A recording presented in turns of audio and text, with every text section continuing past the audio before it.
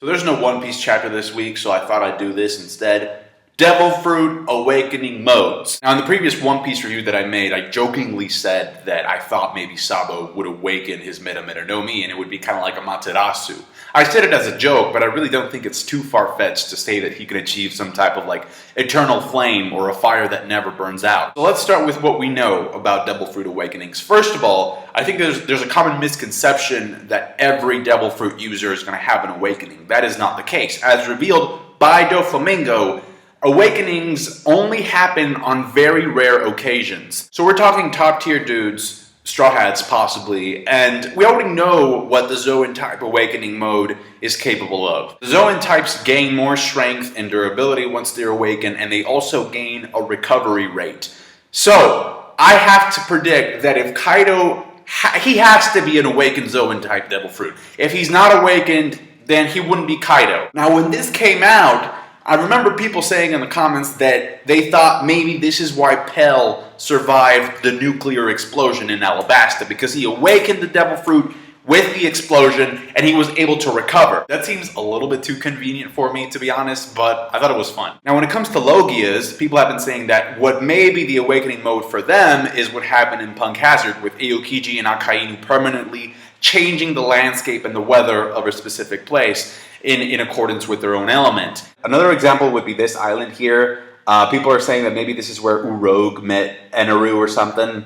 And I mean, I kind of believe it, but I think if that's the awakening mode of a Logia, then this type of climate has to happen without the Logia user actually being in the island. I was rereading the volume and I just noticed that revolutionaries use crows as messengers instead of seagulls because, you know, they're undercover. So shout out to the previous chapter, I guess. Also, this is supposed to be Kobe, but he looks way too much like my man Sabo. Logia types are supposed to be the rarest. Well, okay, no, mythical type Zoans are the rarest, but you know, Logias are pretty rare too. So it makes sense that if they're already that powerful to begin with, it makes sense that their awakening mode isn't that powerful so that it balances them out with the other fruits. Now the only questions I have for the Logia types is that if that's really their awakening mode, if changing the weather is considered an awakening, then remember back in Alabasta, okay, so Crocodile was using dance powder. Like he was using like some weird type of rain powder so that it wouldn't rain in Alabasta.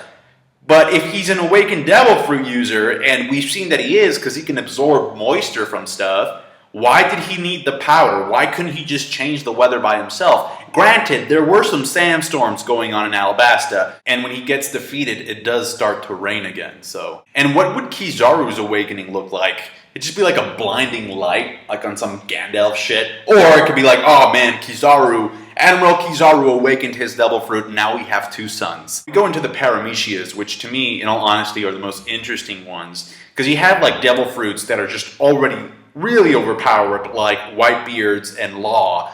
If Law's Devil Fruit is not awakened, and if that shit ever awakens, it'll be the most broken piece of shit ever. This is a shot of Big Mom's island. As you can see, it's full of sweets and cakes and shit. And we already saw what her ship looks like. It's also made out of sweets and it can talk. So I'm guessing there has to be somebody in her crew that can manipulate, you know, sweets and pastries or, you know, do something with candy or some shit because it's just too obvious. I also think that if Robin ever awakens her ability, she'll be able to make clones of her friends so that they can serve as distractions, kind of like, you know, clones are used in Naruto. And if Brook ever awakens his ability, I think he'll be able to reanimate corpses and possibly bring people back to life. But Oda has said that he makes an effort to not copy Kishimoto, so I don't think it'll be like on some Edo Tensei shit. It'll be more of like, oh, you can revive this person, but only for a limited amount of time. Whenever I think of Luffy's awakening, I honestly just think of him turning an entire island into like a moon bounce. Although, to be honest, if he were to turn like the ground into like a trampoline,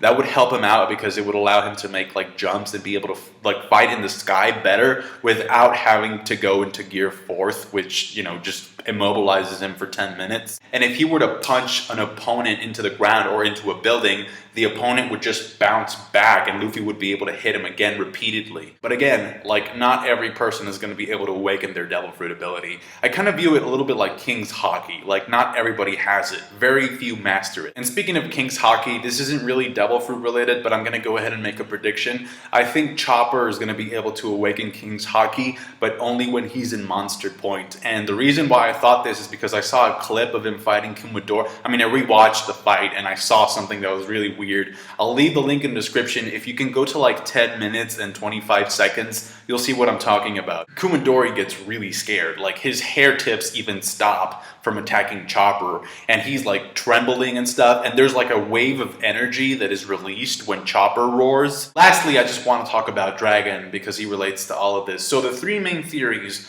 about Dragon's Devil Fruit ability is that he is one, like a weather type Devil Fruit user, which to me makes little sense because that would defeat the purpose of each of the Logias being able to manipulate the weather. So whatever. Another one is that he is a Dragon Zoan type, but that he is so fucking huge that each time he flaps his wings, he creates massive windstorms. That's why every time he shows up to a town, like, the weather is all messed up. I'm not really sure why he would need a ship if he could just straight up turn into a giant dragon, but I guess that makes sense. And the one that makes more sense to me is that he's actually like a wind Logia. Because these air storms are pretty intense, and they actually hit shore days before he even arrives at the island. At least that's what happened in the Luffy flashback. So that probably means that Dragon is capable of flying as well.